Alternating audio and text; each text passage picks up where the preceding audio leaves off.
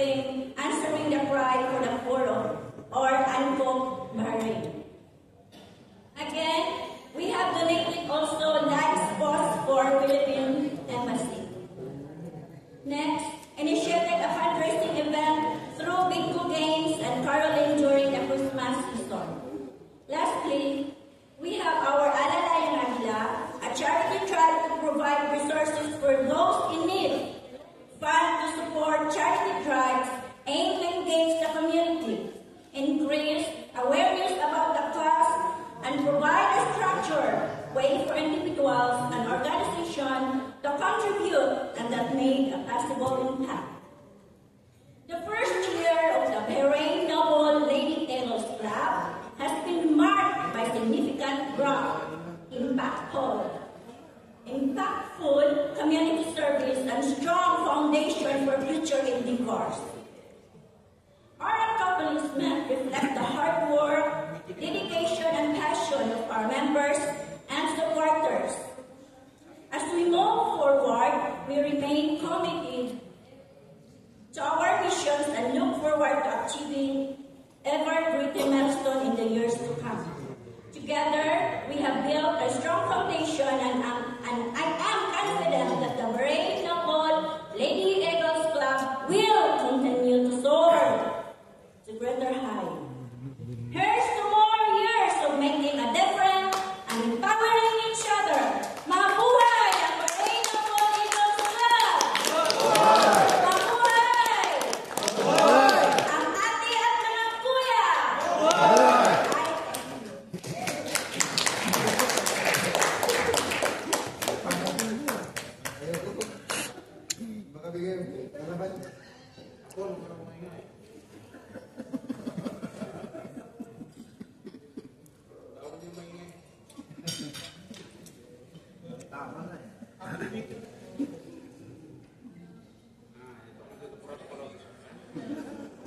Mabuhay.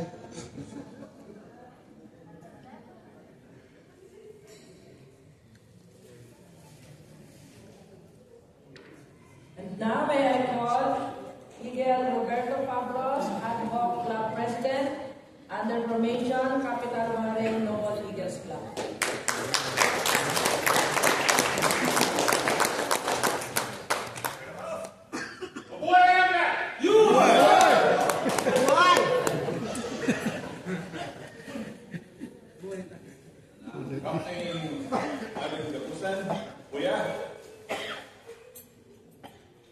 Regional Commander of Knights of Rizal, Dr. Emilio Quitevis and Dr. Emilio Quitevis.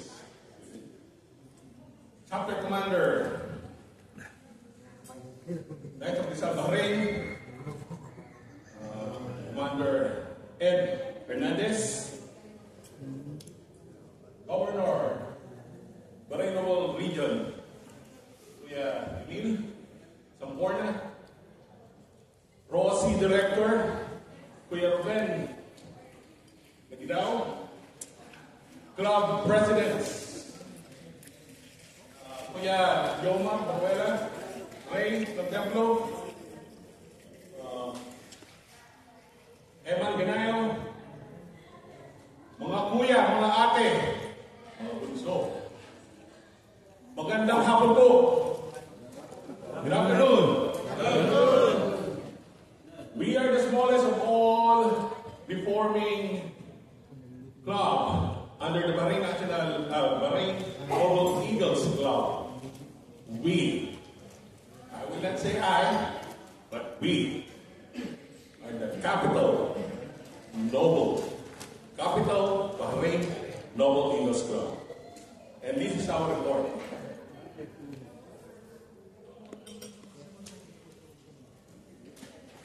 Konti naman.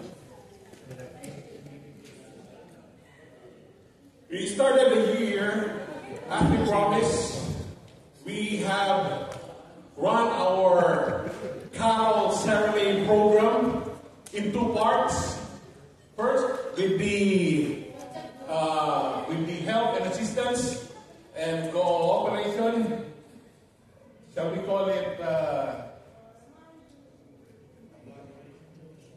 collaboration by the ever beautiful be-elect President Joan Saporna and her ladies, we have formed the Bahrain Noble Eagles Glee Club. Please stand up, members. Stand up. Kuya, ayun o, Kuya Ate Marisol and Kuya Oliver, Kuya Romel, Kuya Ronel, Kuya Gob, Kuya Leo, Ate, Kuya Rick, Kuya Omar, siapa? Kuya Ruben, Kuya Ruben, yeah. These are the people who help us run the Kuya JT, help also. At ang mga ate, mga magagandang ate, Ate Doris, Ate, ang labo na ako. Ruby, dito pa ba yung mga anak ni Kuya Oliver, mga anak ni Kuya Ruben, yan ang mga nagtulong-tulong para isulong yung caroling natin para sa Bahrain Noble Eagles. And we got a good amount of support. And this support was directed to the Bahrain Noble Eagles Club. Pagkakita natin sila.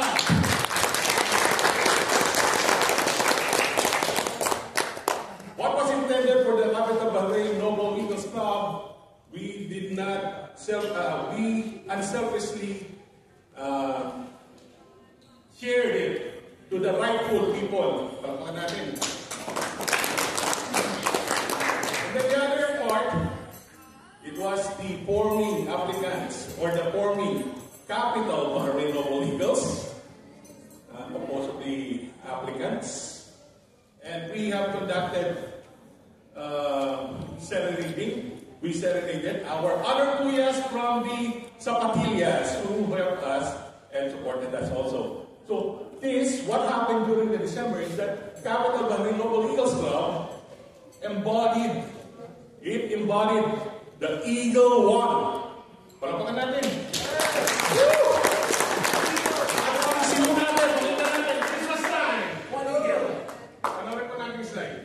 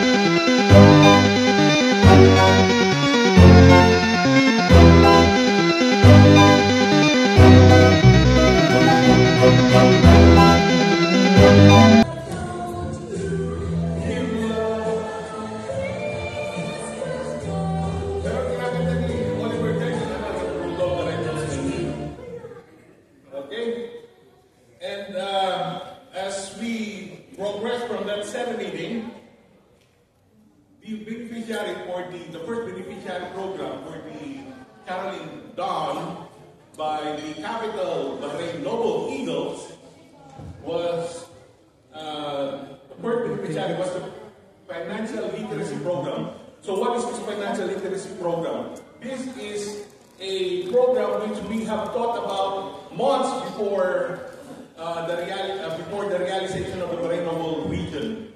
This was supposed to cater mga kuya applicants.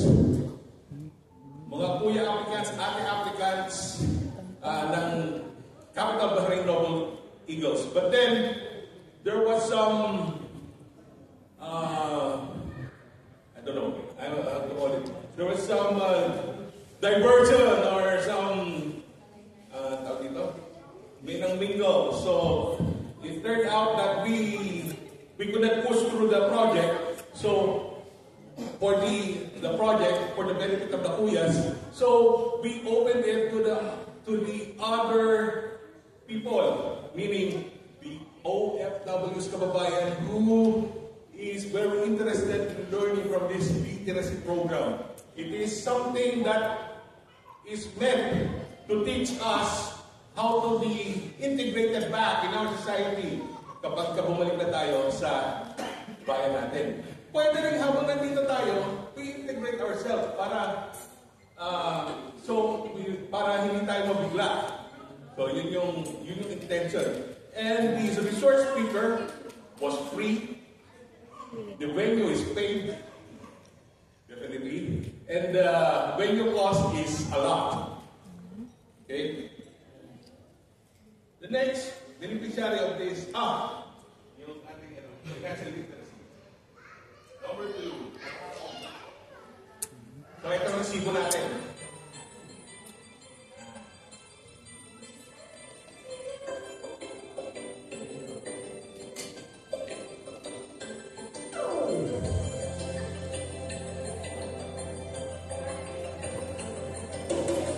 You will notice that there are familiar things. There is a familiar person. There is a familiar face.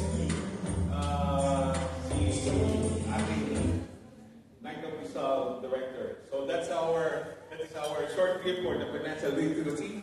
The next one is